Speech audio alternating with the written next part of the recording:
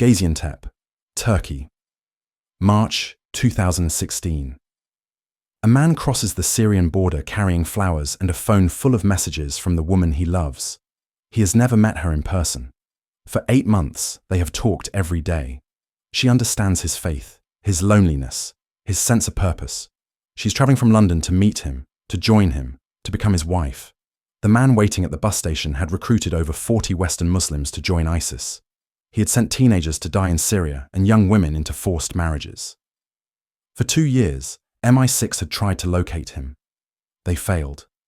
He was hidden behind encrypted messages, and operational security learned from the most sophisticated terrorist media operation in history. What he did not know was that the woman he loved did not exist. Every message, every photograph, every whispered voice note was created by an MI6 team who had spent 8 months making him fall in love with a ghost. This is the story of how MI6 turned loneliness into a weapon. Khalid Mahmoud was not a battlefield commander. He never fired a weapon in combat. He never strapped on a suicide vest or drove a vehicle into a crowd. His contribution to ISIS was far more valuable than anything he could have accomplished with a rifle. He was a recruiter, and he was extraordinarily good at it. Operating from Raqqa, Mahmoud ran dozens of social media accounts targeting vulnerable young Muslims in Britain, France, and Germany. His method was patient, personalized manipulation, refined over hundreds of interactions. He monitored online spaces where alienated young people gathered. He identified targets showing signs of isolation, grievance, or spiritual searching. He befriended them. He validated their frustrations with Western society. He offered meaning to lives that felt meaningless. The radicalization was gradual. Weeks of conversation about identity and belonging before any mention of jihad. Months of building trust before suggesting that action was necessary. By the time his targets understood what they were being recruited for, they had already accepted the worldview that made joining ISIS seem like the only honorable choice. MI6 attributed over 40 successful recruitments to his network. Young men who abandoned families in Birmingham and Manchester to die in a foreign desert. Young women who travelled to become wives of fighters they had never met. Teenagers who vanished from their bedrooms and reappeared in propaganda videos. Each one had been guided to destruction by a man they considered a friend and mentor. Mahmoud could not be reached through conventional means. Drone strikes required location intelligence that did not exist. He moved between safe houses and used communication methods designed to defeat surveillance. Arrest was impossible because he operated from territory where British law enforcement had no presence and no jurisdiction. Legal options were meaningless against a man protected by the world's most dangerous terrorist organization. But Mahmoud had a vulnerability that his operational security could not protect.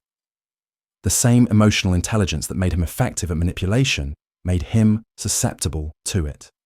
He understood loneliness because he felt it himself.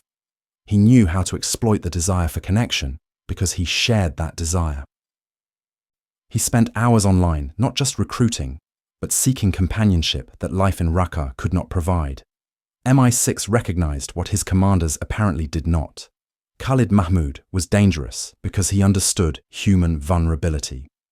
That understanding cut both ways. They decided to give him exactly what he was looking for. Khalid Mahmoud was born in Birmingham in 1989 to Pakistani immigrant parents who had built a comfortable middle-class life through decades of work in the textile trade. He attended local schools where teachers remembered him as quiet and studious. He enrolled at university to study computer science. By all external measures, he was exactly the kind of success story that integration was supposed to produce. Something changed during his second year. The details remain unclear even now. A grievance that festered. A sense of alienation that deepened. Online communities that provided answers to questions his family and friends could not address. By 2013, he had abandoned his studies and was posting content that alarmed counter-terrorism monitors. By early 2014, he had disappeared from Birmingham entirely. He resurfaced in ISIS propaganda videos 3 months later. speaking directly to young British Muslims about the obligation to join the caliphate. Unlike many Western recruits who sought the glory of combat, Mahmud found his role in the media wing. His commanders recognized what his university professors had seen. He was intelligent. He understood technology. More importantly, he understood people. He was assigned to recruitment operations targeting the same demographic he had emerged from: young Western Muslims who felt caught between cultures, who experienced racism but also alienation from their parents' traditions, who wanted purpose and belonging and meaning. His methodology was precise. He monitored social media platforms for signs of vulnerability. A teenager posting about discrimination at school. A young woman expressing frustration with family expectations. A university student questioning whether Western society would ever accept him. These were his targets.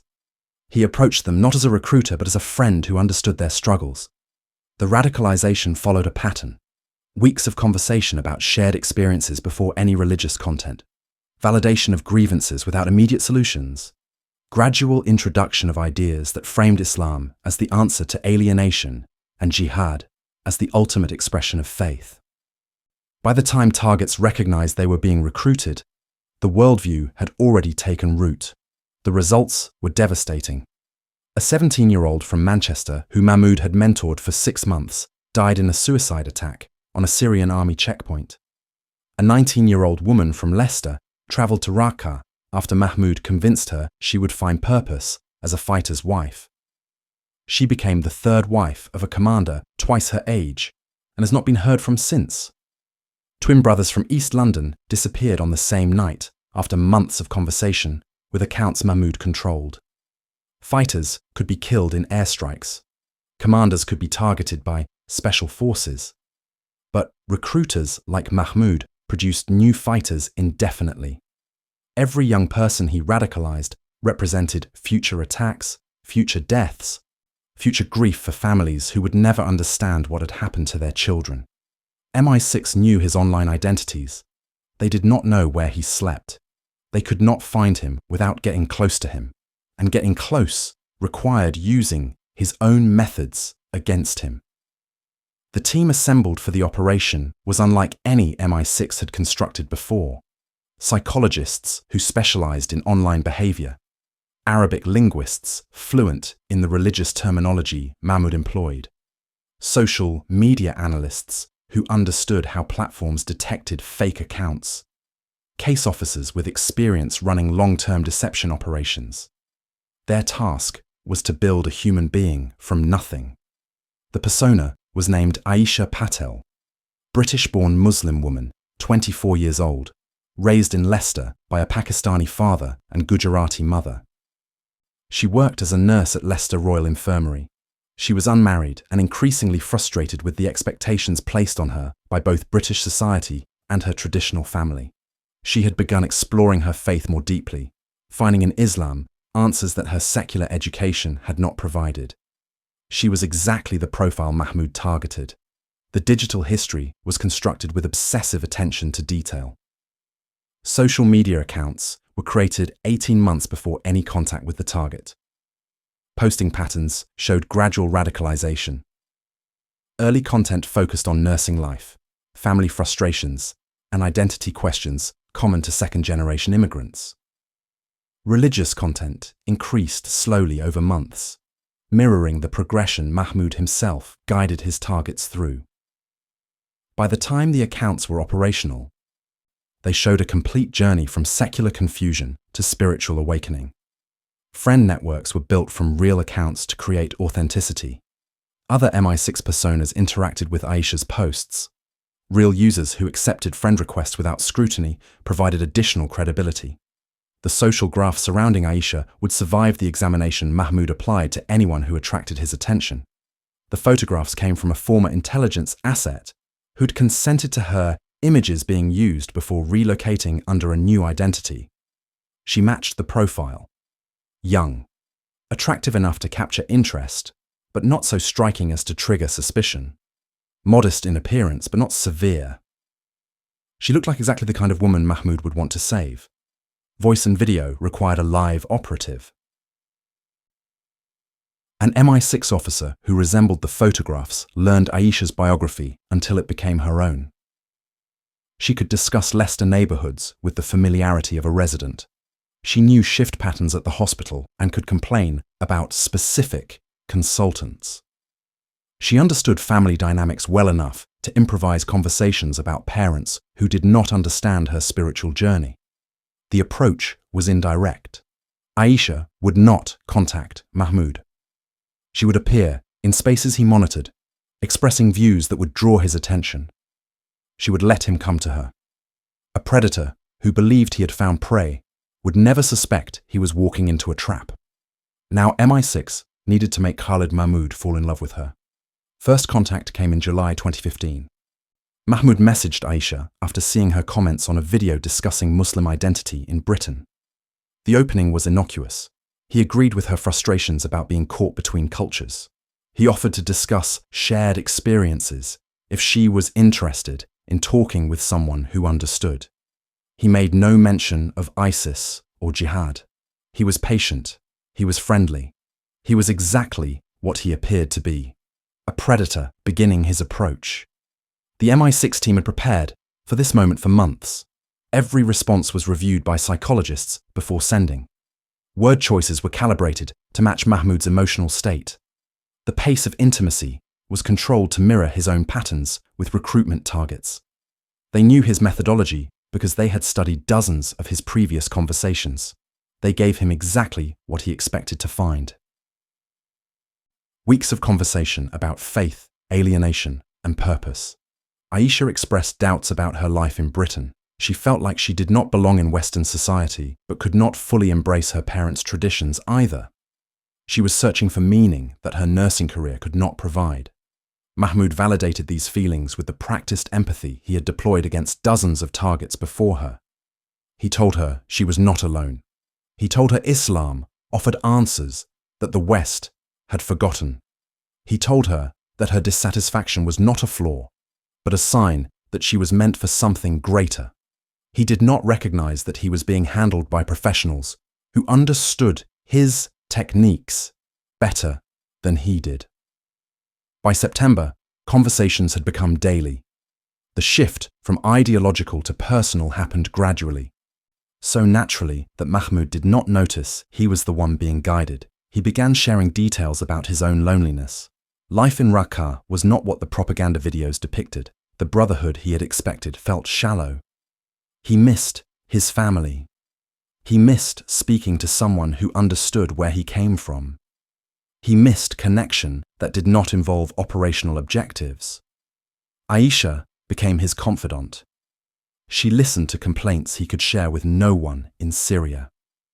She expressed admiration for his sacrifice while gently acknowledging its costs. She made him feel understood in ways no one around him could. The conversations stretched for hours. The messages arrived at all hours of the night. He was falling in love with a ghost, and he had no idea. By November, the relationship was explicitly romantic. Mahmoud proposed marriage. He wanted Aisha to travel to Syria.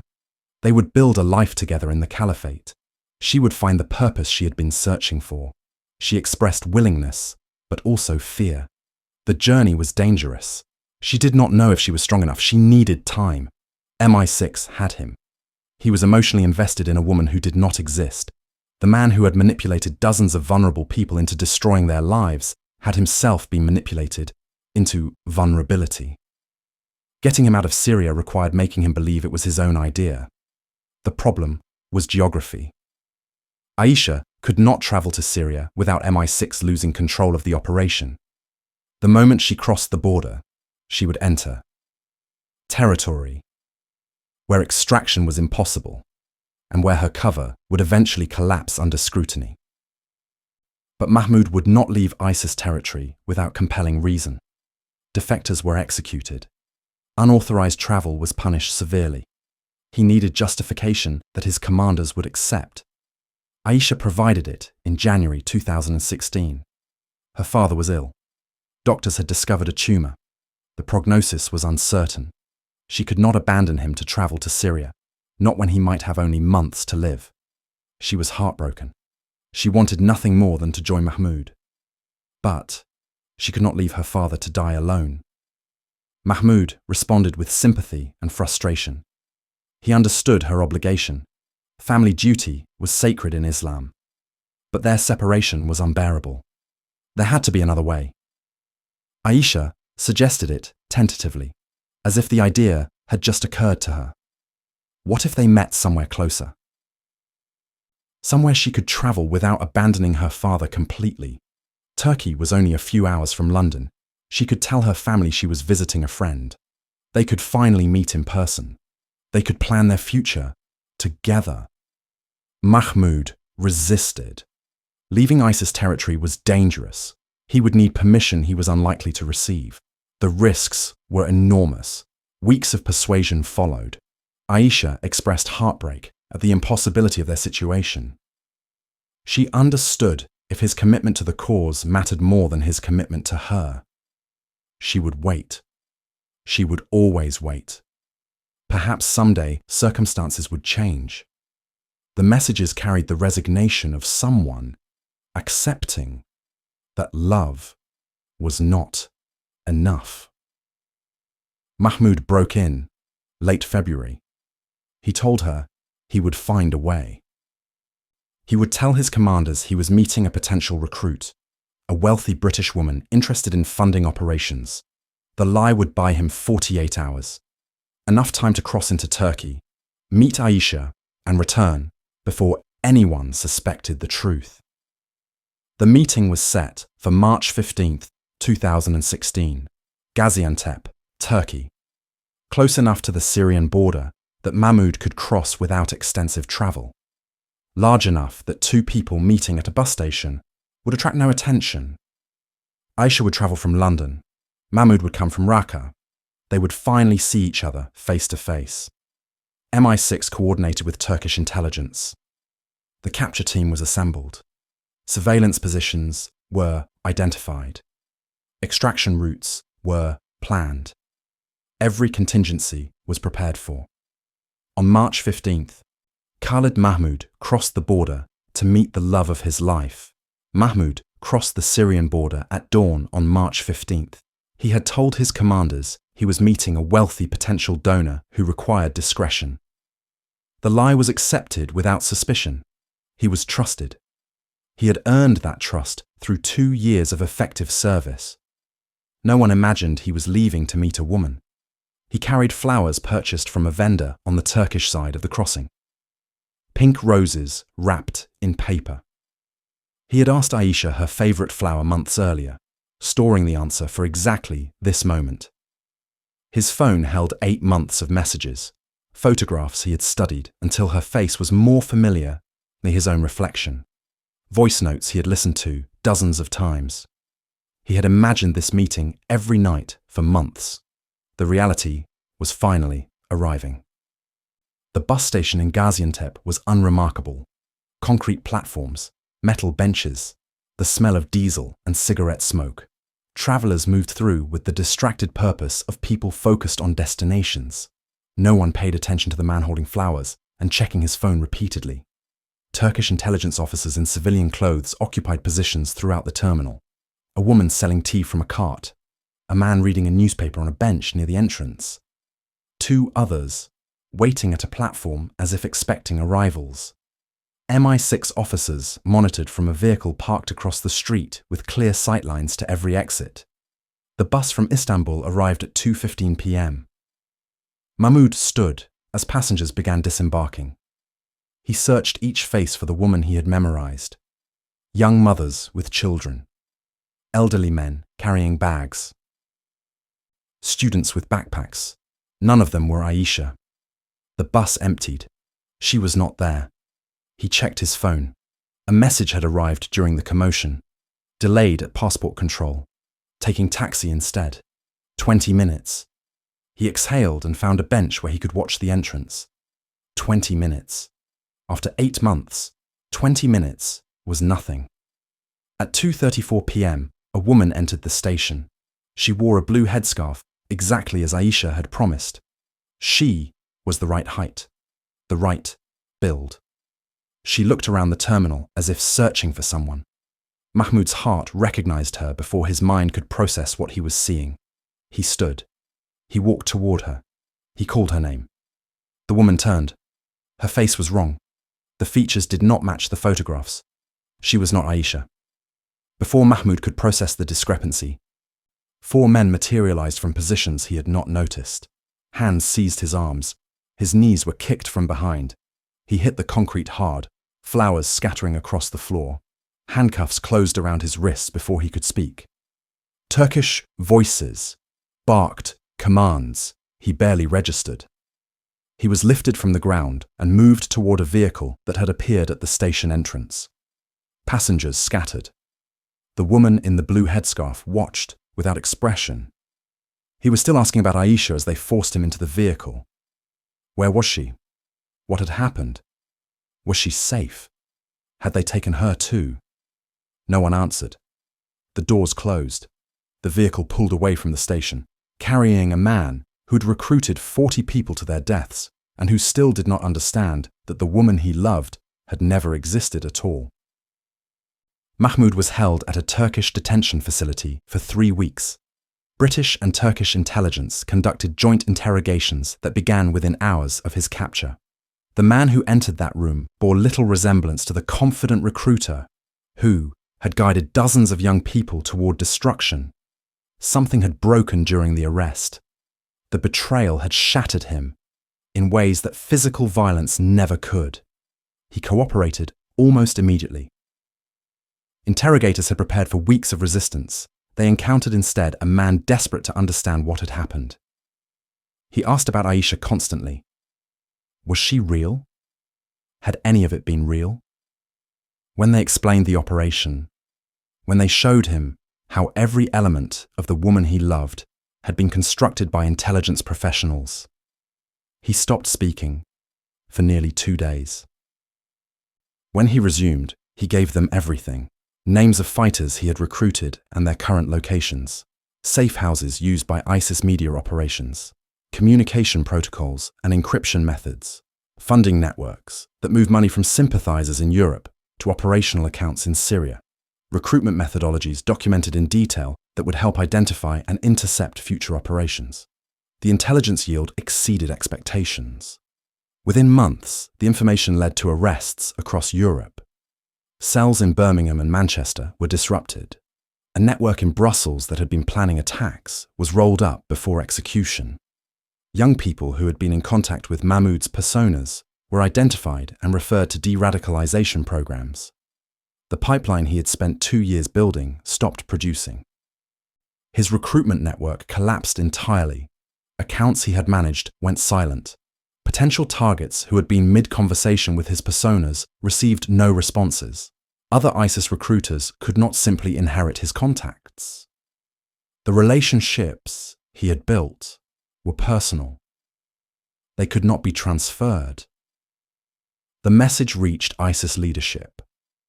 Their most effective Western recruiter had been captured through the same methods they used against their enemies.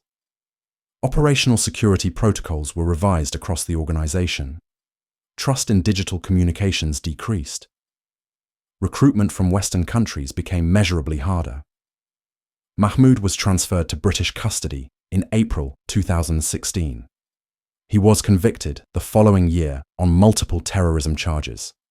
He is serving a life sentence in a maximum security prison. The operation's success extended beyond a single arrest. The capture of Khalid Mahmoud disrupted ISIS recruitment in Western Europe at a critical moment. By 2016, the organization was losing territory in Syria and Iraq. The flow of foreign fighters had become essential to replacing battlefield losses. Mahmoud's network represented years of patient cultivation. Relationships built message by message. Trust established through hundreds of hours of conversation. It could not be rebuilt. The intelligence extracted from his interrogations accelerated operations across the continent for months afterward. Cells that had operated undetected were identified through names he provided.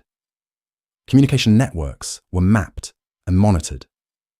Attacks in planning stages were disrupted before execution. The information he surrendered saved lives that would otherwise have been lost in shopping centers and concert halls and transit stations. The methodology itself proved as valuable as the specific intelligence. MI6 had demonstrated that online radicalization could be countered with online operations. The same psychological vulnerabilities that terrorist recruiters exploited could be turned against them. Loneliness was not a weapon exclusive to extremists. Other recruiters operating from ISIS territory understood what had happened. The digital spaces they had considered safe were compromised. They could no longer trust the people they met online. Several reduced their activities rather than risk the same fate. Others made operational security errors driven by paranoia.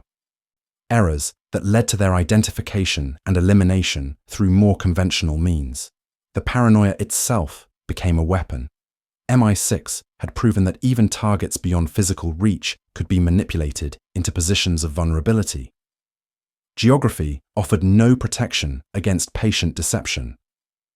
The operation became a template for counter-radicalization efforts that continues to inform intelligence work today. Yet, the operation raises questions that resist easy answers. MI6 exploited human loneliness as a weapon. Khalid Mahmoud was a terrorist responsible for deaths and ruined lives. He deserved capture. He deserved punishment. But the method used against him weaponized his desire for connection, his hope for love, his basic human need to be understood by another person. The operation required creating genuine emotional intimacy. 8 months of daily conversation, shared vulnerabilities, expressed affection. The feelings Mahmoud developed were real even if Aisha was not. He fell in love the way anyone falls in love. The fact that the object of that love was a fiction constructed by intelligence professionals does not change what he experienced. He was defeated by his own humanity. The same emotional intelligence that made him dangerous made him vulnerable. The empathy he weaponized against teenagers in Birmingham left him open to the same manipulation. He understood loneliness because he felt it. That understanding destroyed him. The utilitarian calculation favors the outcome. One man's heartbreak against the lives saved by his capture. The recruits who never traveled to Syria. The attacks that were prevented. The families who never received the news that their children had died in a foreign desert. But intelligence work requires us to ask what methods remain acceptable even against those who deserve no sympathy. If we exploit loneliness against our enemies, what does that make us? If we manufacture love to destroy someone, have we become what we claim to oppose? Was this justice or cruelty? The recruiters still operating know the answer does not matter. What matters is that they can no longer trust anyone who seems to understand them. Somewhere in a British prison, Khalid Mahmoud still thinks about the messages on a phone he will never hold again. The woman he loved never existed. The loneliness that destroyed him was always real.